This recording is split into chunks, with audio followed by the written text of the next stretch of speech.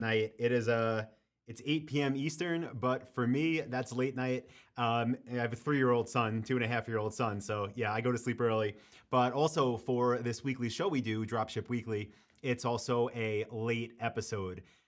Ever since the whole COVID thing started, I've been doing this show every Monday at noon Eastern, and this is the first week it didn't go off at that time. So just so everyone's aware, whether you're watching this live or you catch the replay later, what happened was we scheduled a team meeting, and we normally do our team meetings on Mondays, but they go for maybe 45 minutes or so. But this is like a replacement quarterly meeting since COVID. So we've been on the phone literally all day on a Zoom call, our entire team, going over all of our strategies, going over what had happened previously, going over what we should do differently, reviewing all our KPIs. So at this point, I've already been talking today for probably the better part of 10 hours, but I realized that I promised everybody that was here last week that we would go live again the next Monday, meaning today, to continue what we were talking about in last week's episode of Dropship Weekly, which for everybody that was there, if you remember, was the best products to sell online. So this is basically part 2 to that. We're building on everything we were discussing last week. And let me just check for everybody that is here right now, everybody that hopped on live, if you can hear me, if you can see me, can you do me a favor and just give me a number 1 in the chat box? Whether you're watching on Facebook or YouTube, just give me a number 1 in the chat so I can make sure all the tech was set up correctly.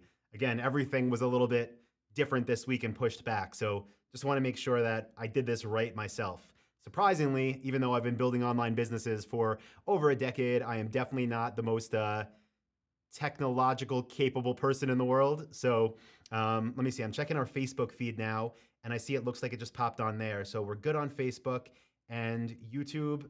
Fingers are still crossed. I see some comments coming in though. So good, we're live. Cool, so yeah, for everybody that hopped on again later than our normal schedule, thank you for being here. Got a good amount I want to share with you. And what I'll do first to start this off is go through what we will be covering tonight. So let me switch screens, pull up our digital whiteboard here. So first thing we're going to do is talk about what is new at Dropship Lifestyle, just a couple updates for this week. Then we're going to get into our weekly wins, some really big successes this week for members of Dropship Lifestyle. I like to call attention to the people that enroll in Dropship Lifestyle, that take action, and that share their results. So have some awesome people to shout out tonight. Then I'm going to be sharing some product research tips, again, that build on everything we covered last Monday. And finally, we're going to be covering our Q&A. So I do have some questions that were submitted earlier via Instagram, but if you have any questions, you want to ask them sooner rather than later to make sure we can get to them. Could be related to what we're talking about tonight, product selection, could be anything with dropshipping, e-commerce, digital marketing. I'll definitely save a bit of time to answer your questions. So the sooner you ask them, the better the chance of me answering them. And one more thing I'll say before we get into it is the show typically goes for about an hour. We'll see how long we make it tonight. Again, my voice might go out sooner than later because it's been a big day. But with that being said, guys, let's go ahead and roll the intro and get into tonight's episode, I should say this week, of Dropship Weekly.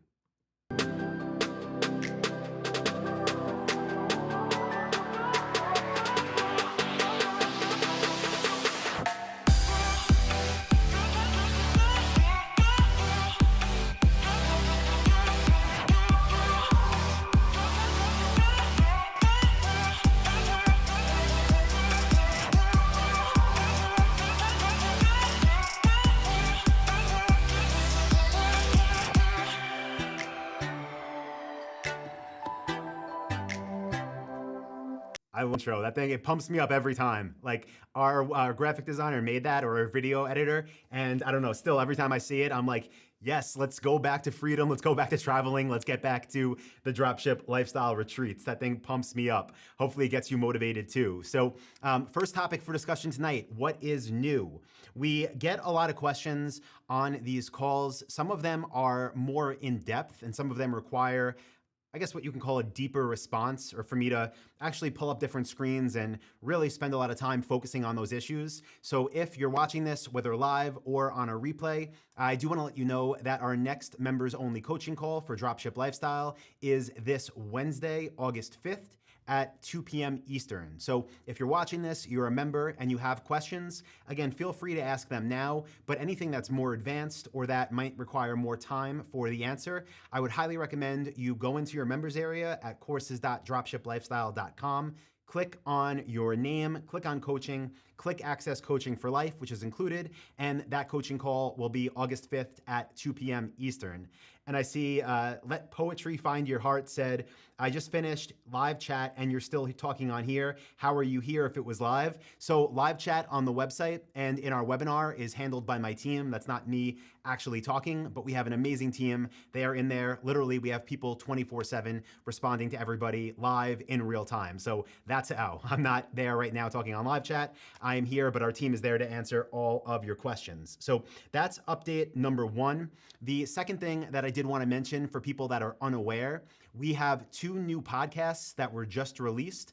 Podcast is called eCommerce Lifestyle. So if you are not listening to that and you are into podcasts, just go to your favorite podcast player, whatever you use, search for eCommerce Lifestyle, click subscribe, and check out the 2 most recent episodes. Now, weekly wins.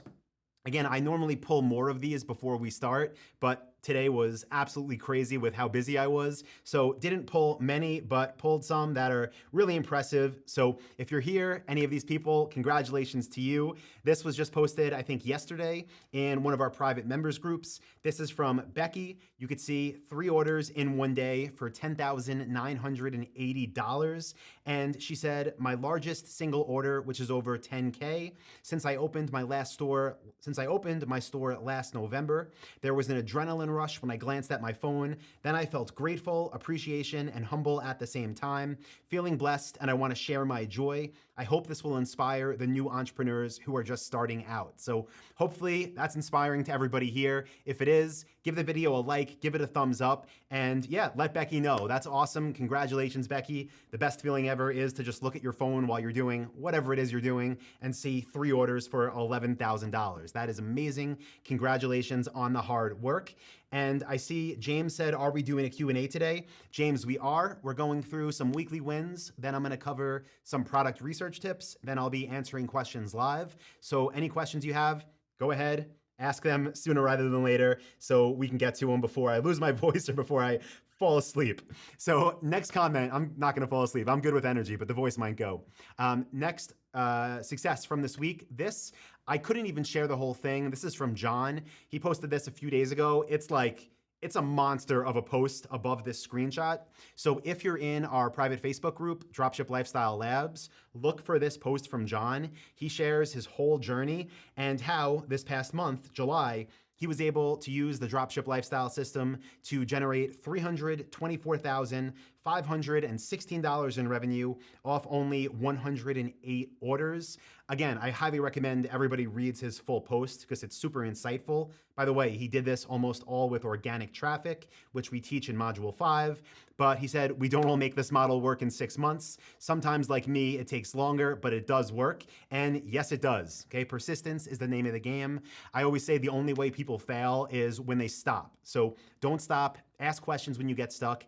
Take action, and I see no reason why every single person cannot be successful with the dropship lifestyle model. So Steve followed up John's post right there, right after him, and said, you've been a loyal friend, fierce competitor, and generous coach. I'm happy for your success and appreciate all the help you've given me to achieve my best month yet. So again, July, 75 orders, $92,850 in revenue with the dropship lifestyle model. Again, this is during the pandemic. This is when people are like, oh, I can't start now. I can't get sales now. You can. I just did an entire series called Dropshipping During the Pandemic. A lot of things are actually easier now than they've ever been before. So again, congratulations to all our members. Awesome results. Thank you for sharing.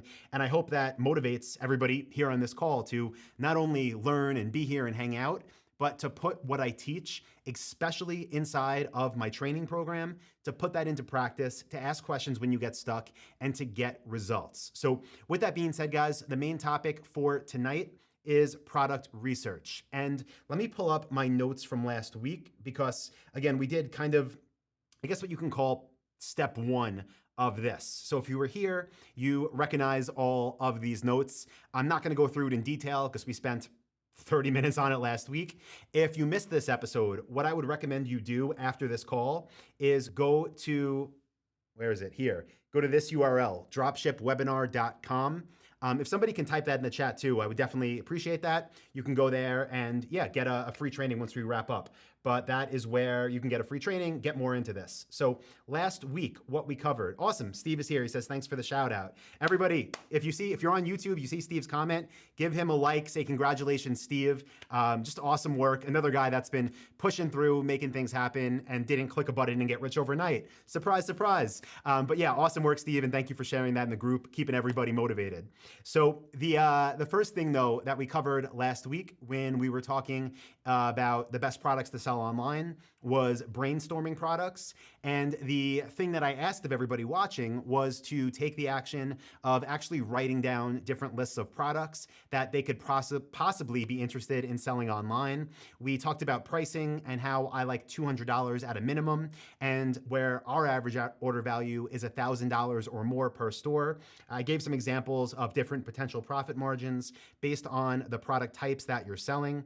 We also went through the example I like to give of how many sales it takes to actually make real money if you're selling cheap stuff or if you're selling expensive stuff. So covered that. Again, you can go back and watch last week's replay.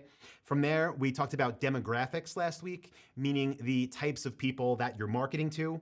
Talked about selling to low-income households versus upper middle class households versus wealthy households, the pros and cons of each, and where the sweet spot is if you're looking to build a real lifestyle business. Also talked about different price points within niches and how you need to really factor in things like shipping costs and advertising costs to find your true margins. You can't just think, I'm going to sell this product for $500. My wholesale cost is $200. I'm going to make $300 per sale. That's not how it works. Again, we covered that last week. From there, we went into brand loyalty, and I shared with you some different examples of why we sell in niches with little to no brand loyalty, and how for the first store you build, you want to find at least 20 potential suppliers per store. Now, tonight, going into step two.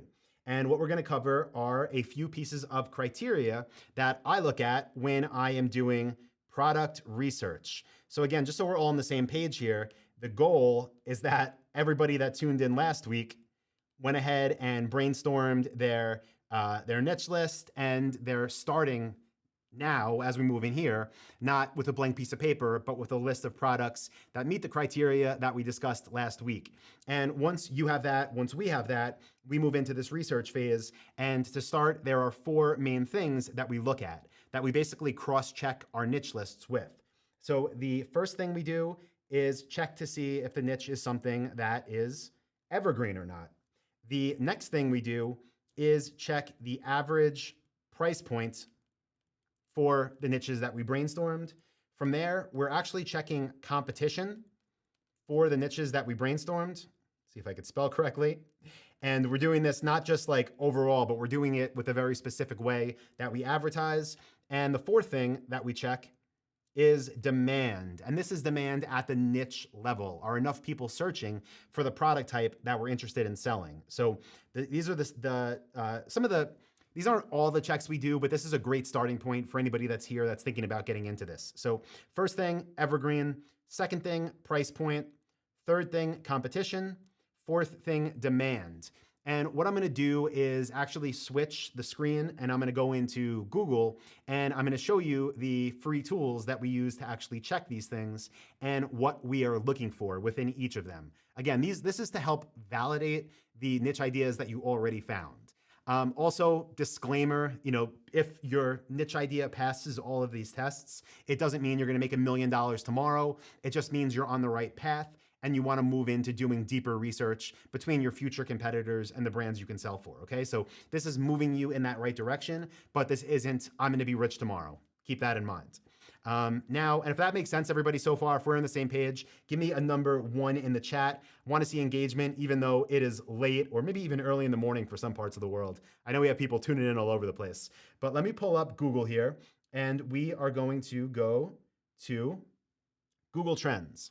So Google Trends, if you've used it before, type trends into the chat. I'm curious because there's a bunch of different ways we use Google Trends in our business, but one of them is to see if a niche is seasonal or not, meaning is it evergreen or not. So what we do is come here and we search for the niche. And what I was gonna do is actually ask you guys to throw out ideas for me to search, but I already realized we have like a 2-minute lag with the chat based on as I'm talking about this. So I'm not gonna sit here for 2 minutes. I'll just think of something and put it in, and you guys can do your own research on your keywords. So something that I've actually been thinking about purchasing is a kegerator, but I haven't thought about selling them. So let's see if kegerators actually make sense for this. And I was thinking about getting one and putting it in our studio here. So if I have to stay after 6 p.m., I could have some cold beers on tap.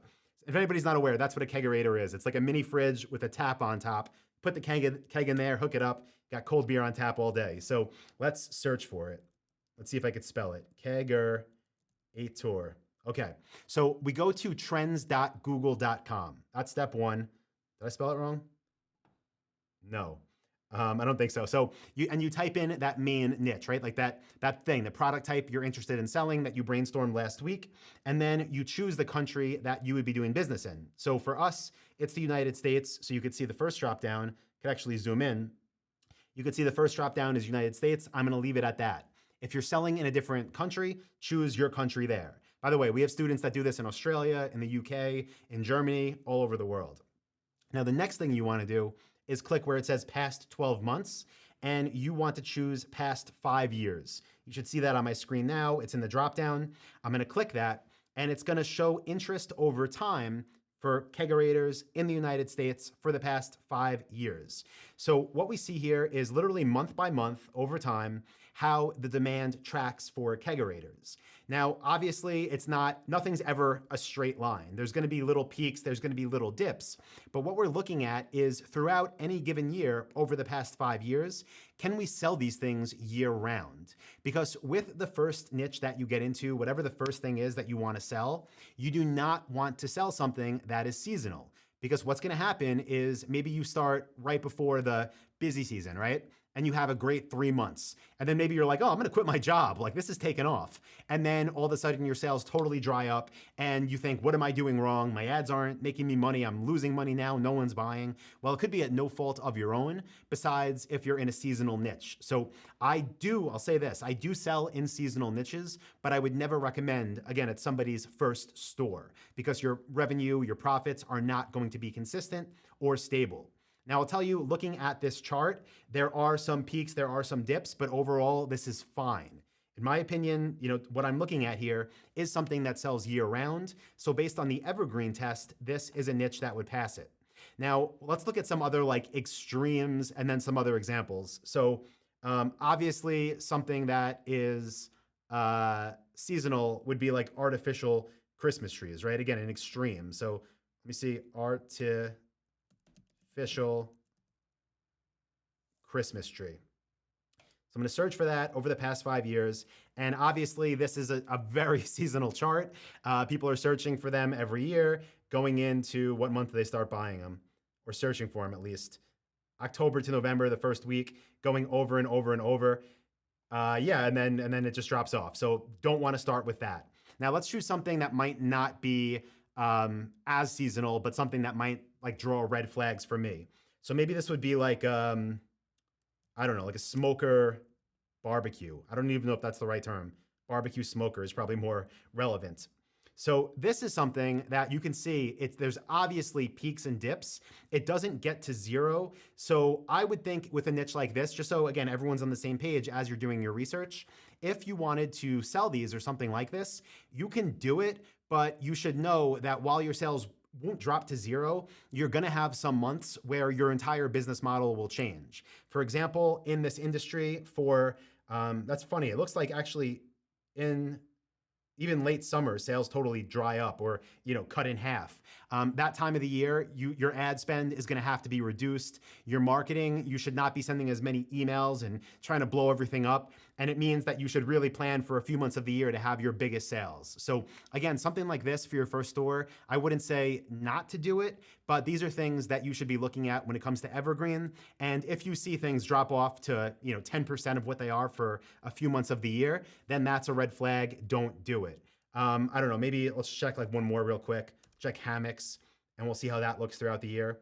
So this one, yeah, I mean, it peaks, it dips, never gets to zero. So while it's something you could do, again, it doesn't mean you're not going to make money. I would much rather everybody here building their first store choose something that sells year round. So hopefully that makes sense. Everybody's on the same page there. Now, let me come in here and I'll just show you that, and we'll kind of fill these things out as we go. So for evergreen, we are looking for year-round sales, and we are checking via Google Trends, free tool. Let's see. Sean said towels. Yeah, so I'll just say, I don't know, towels probably do sell year-round, but with something like that, for our model, again, this was something covered last week, but we focus on products that sell at a minimum $200. Ideally, average order value is much higher than that. So while I'm sure there's, fancy towels that people spend $200 on, that would be, in my opinion, something that most likely sells to the wealthy, which we covered last week is, for most people, not the demographic you want to be selling to. Again, if you want to see exactly why, go back, watch last week's training, or go to dropshipwebinar.com after this call.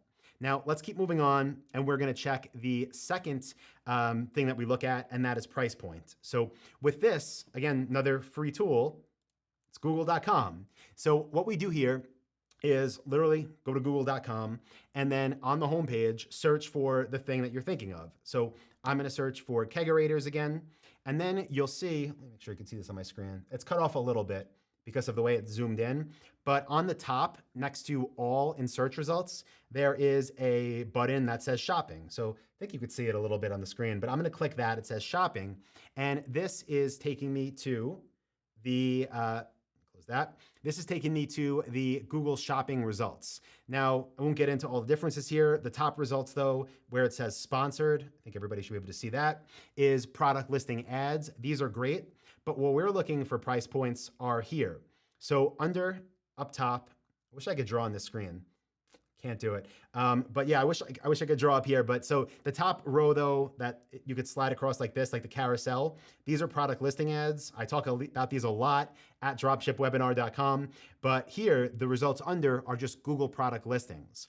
And you'll see here for kegerators, I have the first page results. These are all products for sale on other sites. And then at the bottom, I can go and I can see more product listing ads, and I can filter by products and see more. But what we're looking for in our price test is in this organic section, Google product listings, are over half of the products above $200. So I'm not gonna list them all out and do the math here for sake of time, but like quick eyeball test, you could see here the top row of products are all above $200. Great. Next row of products here, all above $200. We have 440, 500, 565, 900. Here, the third row of products, everything is above 200. Fourth row of products, everything is above 200. We even have one at 2,500, one at 2,800. Next row, all above 200. Next row, all above 200, all above 200. All of these are above 200, another one at 2,800. At the bottom of the list, there's one that's $174. So well over half the page above $200. Good. That shows us that the average price point that Google is showing to people with buying intent for the keyword kegerators is well above $200. So that passes our price test. Again, this doesn't mean you're going to make $1 million tomorrow, but it means you're on the right track. So I'm going to make the note here as we move along. So with price point, what we are doing is checking. First, we're going to google.com. And if this is making sense, everybody, let me know in the chat so I can make sure we're all on the same page. But we're going to Google Chat. We're searching for our top level niche keyword that we're researching. Then we are clicking on the shopping tab and we are checking the product listings. And we are looking for over, so greater than half of page one to be above $200. And good, it's making sense. So yeah, and these tests, guys, like honestly, what I recommend everybody like do these for themselves after this, because it does not take long. Like the actual thing that I just did took a minute. I'm just going through it and explaining it, so it's taking a bit longer. But when you know these things and what to look for, you can research niches super, super fast. Again, though, disclaimer, the 4 things that I'm sharing with you now are extremely important and they point us in the right direction, but there is more to do after you do this research to help validate you have a good idea or if you don't. So I do encourage everybody after this call, again, go to that link, dropshipwebinar.com. You can get a full training from me there that shows you a few more steps that we do as we're building our research. And I've talked about this before in previous Dropship Weeklies, but one thing that I think makes what I do different than 99.9% of the people out there is so many people are trying to build e-commerce businesses by literally trying to find a trending product, making a thrown together, what I call burner Shopify store, setting up some Google ads and being like, let me test this product and see if people buy it. And in my opinion, that's totally the wrong way to go. What we do is spend a ton of time up front on research before we even think about opening a new Shopify account and building a new store, because we do not want to waste time trying to sell something that is either not going to make us money, that's too competitive, that doesn't have enough demand.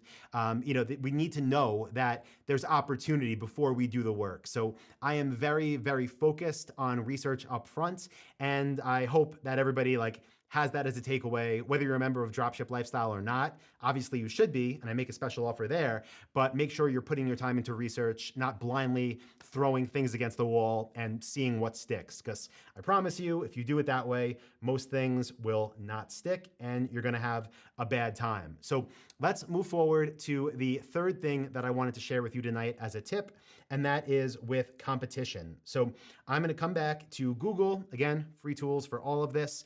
And this test, we actually do on the same exact page we were just on. So the Google Shopping results for the niche keyword we just searched for, we're staying exactly on this page, the Google Shopping tab. And what we're looking at here is how many different stores are selling these same exact products on the first page results of Google Shopping. And what we want to find is over half the page being sold by 10 or less stores. We don't want to compete with products where there's 25 different online stores selling the same thing, trying to do exactly what we do. Because I'll tell you, module 5 of my training program, the Dropship Blueprint, is all about conversion optimization and how to stand out from your competitors. But it's a lot easier to stand out from 10 competitors than it is from 50. So we want over half of the first page results in Google Shopping being sold by 10 or less stores. Now, the way you see this, I'll just show you, make it real simple, is right here in the results. Let me zoom in a bit again. We could see the first line of products. The first one is from Best Buy. It's being sold by one store or being advertised by one store. That's what we really care about, how many people are advertising in Google. The next one is being sold by Home Depot, so one store. Lowe's, one store. Sam's Club, one store. Next row, Walmart, one store. Costco, one store. Next one, Rapids. This one, the Costco, you could see here, it says compare prices from 25 stores. Let me make that real big. So that is something that would fall out of half the page, right? Because any of these products that are being sold by 25 stores, we don't want to be trying to compete with. Not that we can't do it, but there's much easier wins out there. So that is something that we wouldn't try to sell. And that's something that, would be one of however many we find on this page. This next one, this one keg beer dispenser direct, this one says compare prices from 20 stores. So that one, again, that would be one of X amount of products here. That is a bad sign. The next one is just coming from an Etsy seller, so that's a one-off. I shouldn't even get too much into this now, but just so you know, if I was gonna sell kegerators and I saw this person on Etsy was making them and they were expensive and people were buying them, I would sell them and probably private label them as my own. I teach you that in the blueprint, but just a little side note.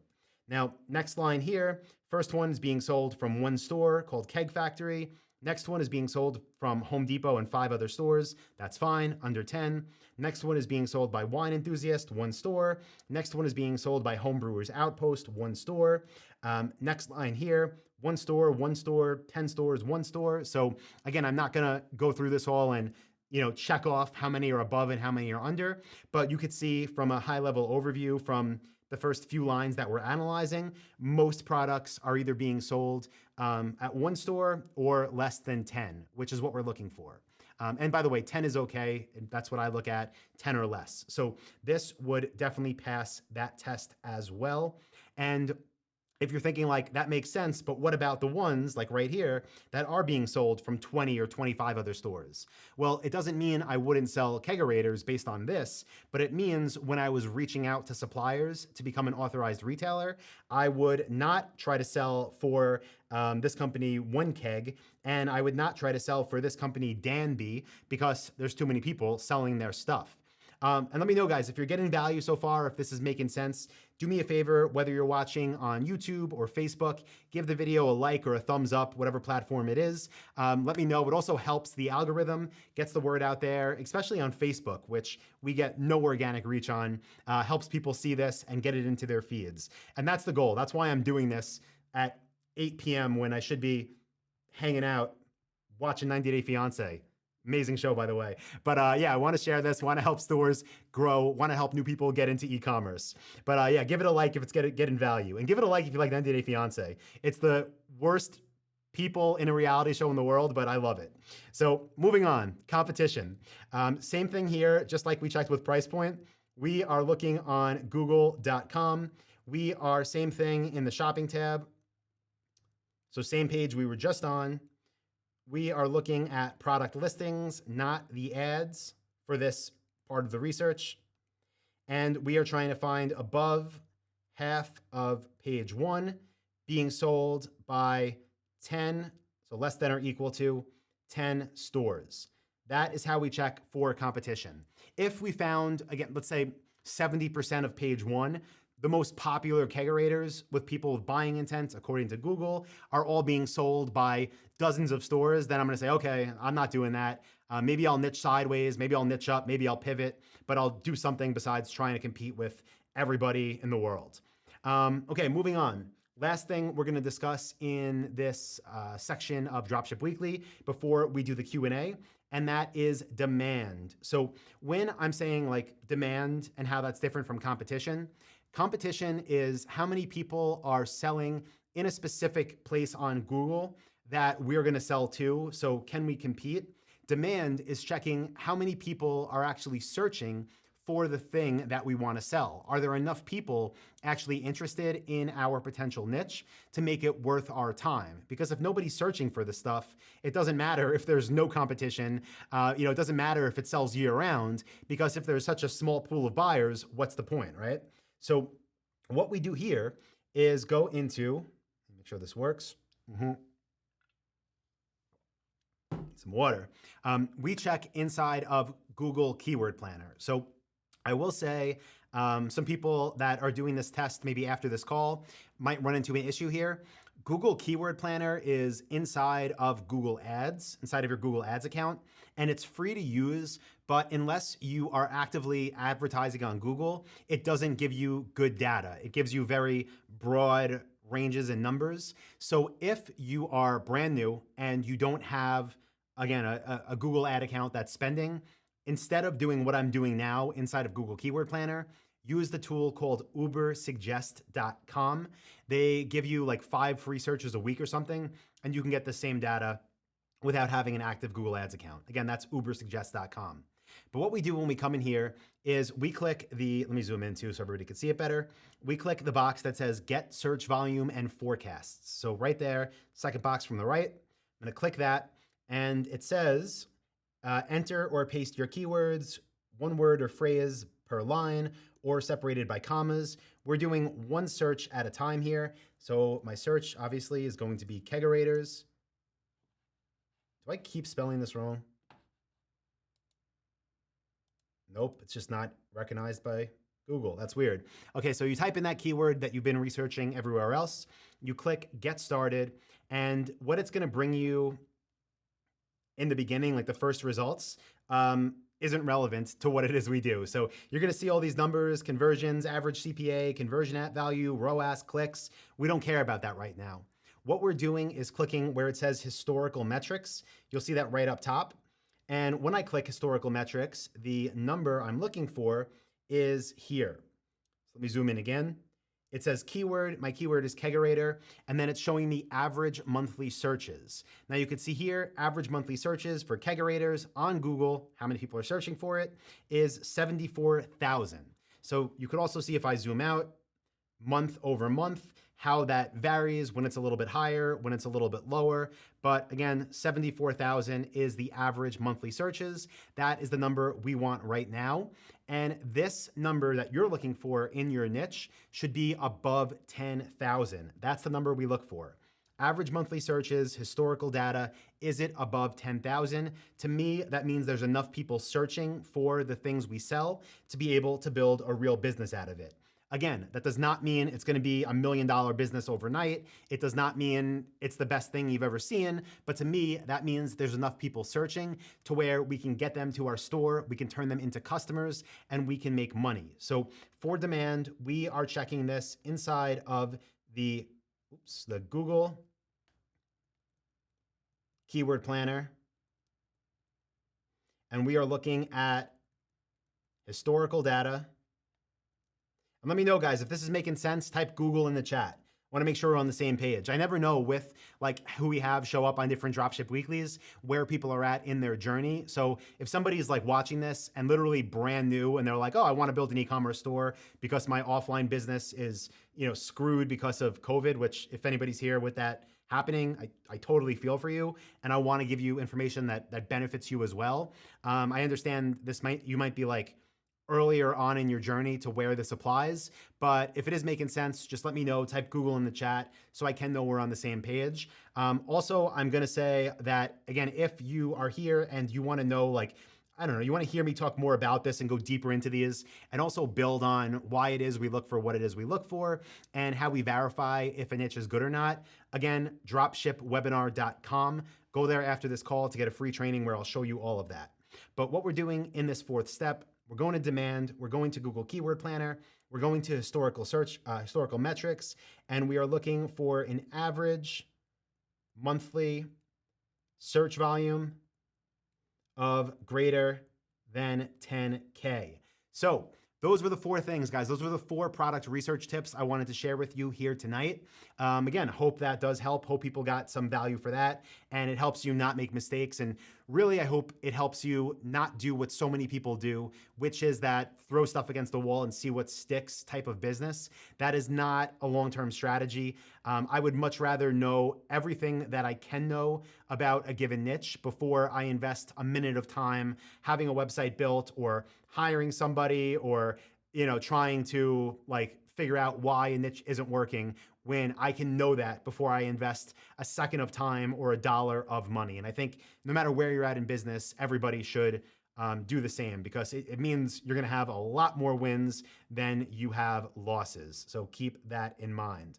I'm checking here. Again, Google always cuts off the comments. So if you ask the question in Google, do me a favor, ask it again because it only shows me the most recent 3, even though it's showing we have 12. So sorry, I might have missed some there. I am going to see what we have here in YouTube. I'm going to answer some questions. Again, I'm not sure how long we'll go for tonight, but yeah, I'll try to get everybody's question answered. So let me pull this back up. We'll go big screen and I will start with Paul up top. So what's up, Paul? Hope you're having a good night. He says, hi from Ontario, Canada. I have found a good niche, but it only has 10 suppliers. Should I still try it? So Paul, the reason that I say 20 for a minimum on your first store is because they're not all going to approve you from day one. Now, I'll tell, and like you don't want to get into a situation where you get 3 suppliers and nobody's searching for them and it's not making money and you're not able to do the things you need to do to prove yourself to the others, to get approved, to build your product catalog. So I don't advise on it, honestly, for your first store. Now, I'll make a few notes on that because I don't know, Paul, if you have like, well, you said you found a good niche. I don't know if this is your first store or your first online business.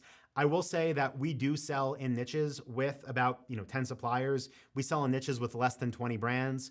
But the reason I'm comfortable doing that is because I have, and this isn't bragging, but I have a lot of wins, in my record. I've been doing this for a long time. And because of that, my approval rating with suppliers from day one is going to be higher than somebody that has their first store. So it doesn't mean you're not going to get approved with any of them. Maybe you'll get 10 for 10. You never know. But I think if it is your first store, what I would do is say, let's say you love that niche too. Find another store with 20 or more, build that one first, but still have all your research for this other store. And then as you see momentum and success with store number one, then there's no reason why maybe 1 month from now, 2 months from now, even 6 months from now, you don't circle back and build this store as your second. But I think you're better off doing that. Okay, let's see. Cameron says, how do you keep your notes and ideas organized? What organization apps are you a fan of? So it really depends like what it is. For things that are top of mind, I just literally the notes app on my phone, I have like just a running list of ideas. The reason I put stuff in there is just to get it out of my head before it disappears and I never think of it again. So I basically have, notes apps that are constantly I'm adding ideas to as they come up. And then it depends on like the project, but with our team, we do meetings every Monday. Again, this week is different because it's like our big quarterly meeting. So I'm going all day. I went all day today and then tomorrow and then Wednesday. But typically what I do is take notes from my ideas that I want to share with the team that I think are maybe still good the next morning. And I add them to our Monday meeting overview docs. We do them virtual. We're a virtual team. So then on Monday, when I'm talking during our meetings, I say, hey, these are the things I've been thinking about. As I'm building out my ideas more, I am much more of like a visual person. So like what you see me writing on and drawing on here is the app called OneNote. I have OneNote on my iPad. I have it on my Microsoft Surface Studio. And a lot of my ideas, I'll literally like map out in OneNote. And that's where a lot of stuff lives. But notes on the phone, build them out on OneNote or just pen and paper, and then share them with my team and hopefully have the good ideas get handed off and have my team execute and turn them into reality. But that's my strategy. Okay. Let's see. Curtis on Facebook says, awesome value, Anton. Thank you for that. He says, I have a question. I have a successful store, 80K last month in sales. Love it. Awesome work. He says, I'm thinking of building another store in the same niche to create my own competitor and or cross promote them. Do you recommend this? Short answer is no. Longer answer is it depends. Because I have done this, but I don't want to say not in the way that you're thinking because I don't know your thought process here 100%. I'll tell you here, let me share my OneNote again, digital whiteboard here, and let's come down here and I'll show you what we have done in the past. So let's just say here's our niche store. And let's say whatever, this is the Kegerator store. And we have 20 brands. And you said last month you did 80K in sales. So last month we did 80K in sales. Now, let's say on this store, out of that 80K, let's say 30 of it was coming from one brand. Okay, so here, 80K total, 30K from one brand. Now, if my sales for that one brand were so good because either they were a supplier that I got approved with that basically no one gets approved with, or if maybe honestly they were a company that I found that really had no traction, but we were able to take their ugly photos and non-existent product descriptions and build something special out.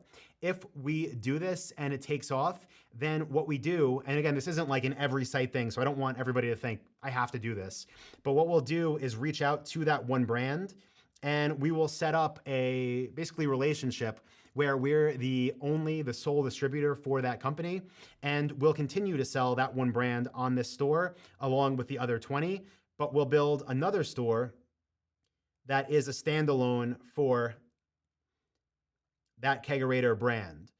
And this new store is only going to sell for this one of 20. And this new store, everything about it, just like the reason we build niche stores is so we can be very specific with who we're talking to, how we're talking to them. We're going to just take that to the next level on this new store.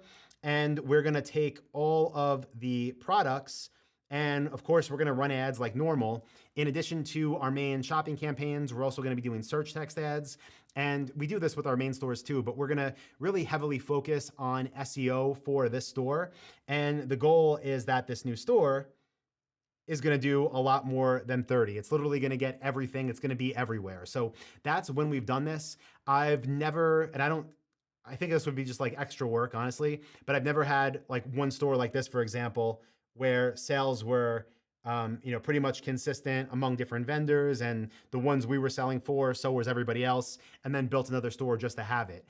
In that situation, your time is better spent making that store even better and improving that and making it better than your competitors rather than just doing another one. So I hope that helps. But again, congrats on 80K. That's awesome. Okay, Nini says, how can I drive traffic to my store or how to be visible? So Nini, I'm assuming if you're asking that, you're not a member of my coaching program, Dropship Lifestyle. I would highly recommend, like, if you're serious about this, again, going to this link after the call, go to dropshipwebinar.com. You get a free training there. I do talk about traffic on it, but I also make a special offer for our flagship coaching program that was voted best e-commerce course by Shopify. And that program has literally, I think it's 13 different training lessons, all about different traffic sources, how we set them up, literally how we configure our accounts, how we optimize them. So if you're serious about this, go to Dropship Webinar after this call, and I go deep there. I also have free tips on that training and on our blog at dropshiplifestyle.com. But it's a loaded question. Again, I could talk about that for 3 days straight. Okay, next question from KZ197 says, is it okay to contact suppliers while having the password protection on our storefront and give them the password? Yeah, I don't recommend that. Take your password off. So when you're contacting suppliers, your store should be ready for them to see. So the only reason I would think maybe you're worried about taking your password off would be, I guess, one, if you don't think your store is ready, in which case I would say finish it and take the password off. And the other reason would be you don't want people finding it and buying before you have live products on it. And that actually has happened to members of Dropship Lifestyle. So the way that you avoid that from happening is either just mark everything out of stock and also don't configure your payment settings in Shopify so people literally can't check out. But yeah, take the password off before you contact them. Okay, Carlos says, what is the startup cost to run a Shopify store? So Carlos, it really depends on what you want to do yourself versus what you want to outsource. If you want to do it all yourself, Shopify has a 14-day free trial, and then it's $29 a month. So it's really next to nothing for what you get. And you can get into other things like, I want to start spending money on ads from day one. You don't have to, but you could do that. So I typically tell people a few $100 though is more than enough to get started with. Okay, let's see. James says, I noticed a lot of my customers are located in the same place as me, California. Should I try to move my business to a place like Wyoming to avoid charging sales tax for those customers? Yeah, James, this is a question I don't like to answer because I'm not an accountant and I honestly don't know legally how that works. Like, do you still have to charge sales tax there because you live there?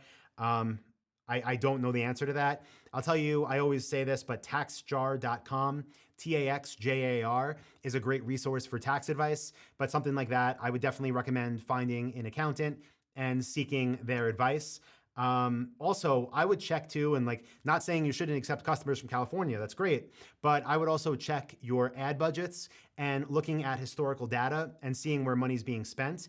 Because if Google just saw in the algorithm that half of your, budget, or 90% of your budget should be being spent in California, I mean, that could be great because conversions are coming there, but you could also make sure that budget is going to other cities where your customers could be located, and change it up that way too to diversify your your cities where you're doing business and getting sales.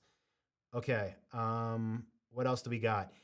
Some Russian name says he is telling so obvi things.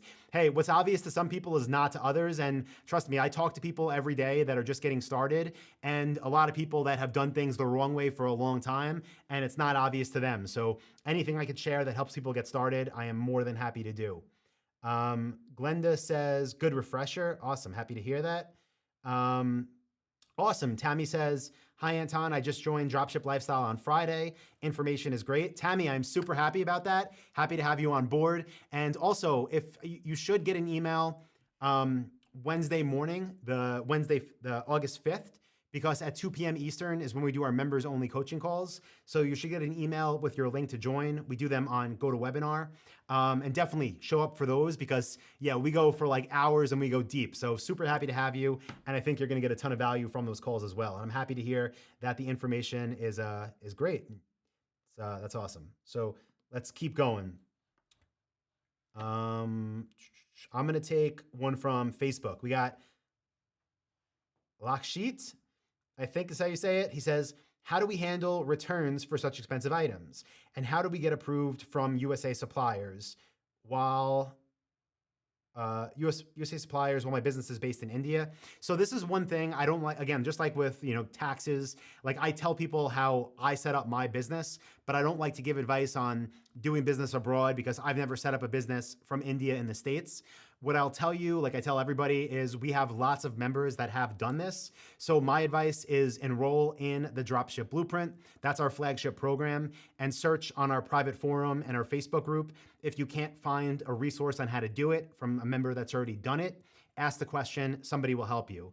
And then as far as returns, they pretty much, it's extremely simple since all of our suppliers are based in the countries that we do business. Excuse me. Now the voice is going. It went longer than I thought it would. But because the suppliers are based in the countries where we do business, the way it typically works is, let's say I shipped you something and whatever, you said, you know what, I don't want this anymore. And say, okay, let us contact our vendor or our supplier. Say, hey, supplier, this customer wants to return this. They would say, okay, here is a return authorization label. You would ship it back. It would go straight to the supplier's warehouse. They would credit us. We would credit you.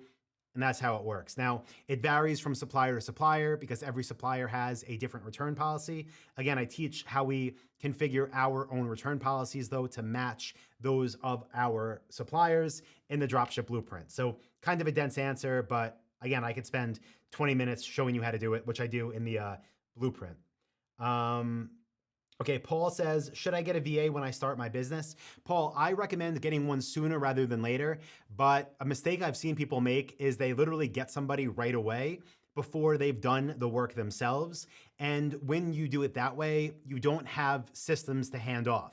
You don't really know the best way to handle different situations. So my advice is start doing everything yourself. I promise you, it does not take that long, but do it yourself, learn how the business works, learn the operations for your unique business and your unique suppliers. As you do everything, document it and create your own SOPs, your own standard operating procedures. These are basically just like text documents that show step-by-step how to handle different situations. So as you're handling them, you create these documents, and then you should handle your first VA once you're profitable. You give them the SOPs, those standard operating procedures, and they can go ahead and use them to do the work. So let's see. I'm going to take a couple more questions, guys, before we wrap this up, because definitely I feel my voice going, and I got to talk for 10 hours on our team meeting tomorrow for a quarterly. But I'll answer a few more here. We have Edwin says, I have my store up and running, and I'm using Google Shopping ads right now, but not getting enough traffic. I'm raising the bid every day. what would be a good starting bid to get traffic? So using Google Shopping ads. So Edwin, what I would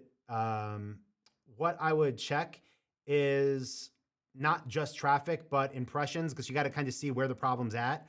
Like if you're getting a bunch of impressions but not clicks, that means people are seeing your stuff, but they're not clicking it, so you're not paying. And if that's the case, if you see a lot of impressions but not a lot of clicks in your historical data, you want to work on maybe your product titles or pricing, or maybe add an offer to your product listings to increase your click through ratio. But that could be the issue. In terms of changing your budgets, I don't like to ever do anything drastic.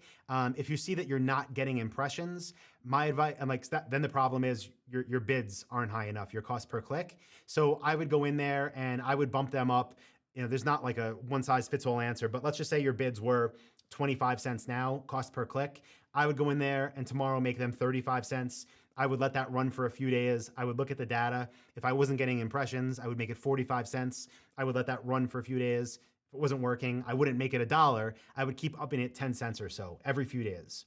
But yeah, that's how we handle that.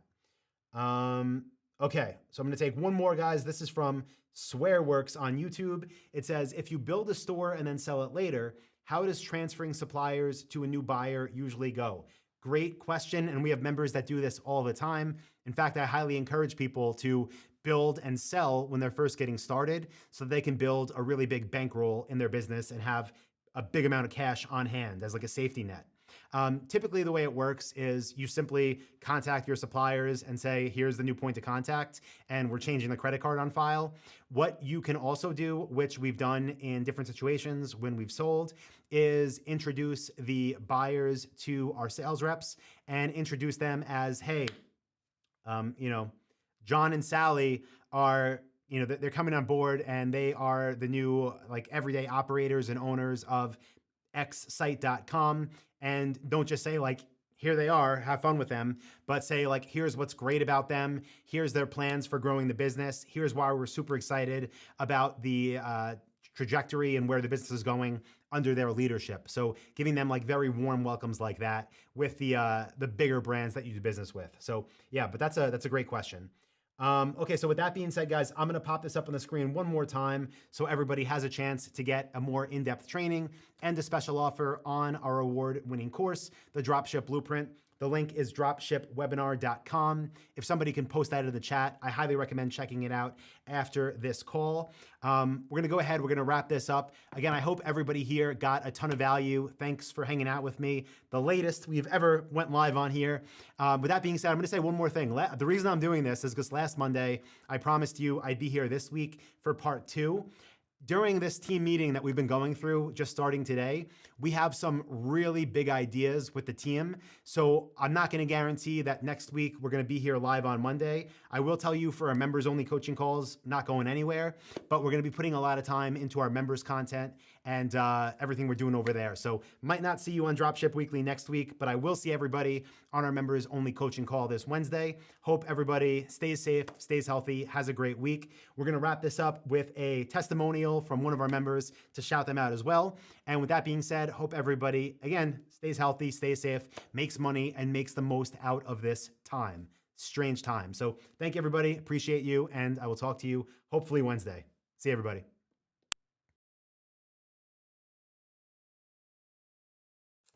Hi, my name's Carla. I am a mum to 3 kids, aged 6, 4, and 1. I signed up to the DSL course 8 months ago and I launched my site a month later. In March of this year, so a month ago, I hit 6 figures in sales.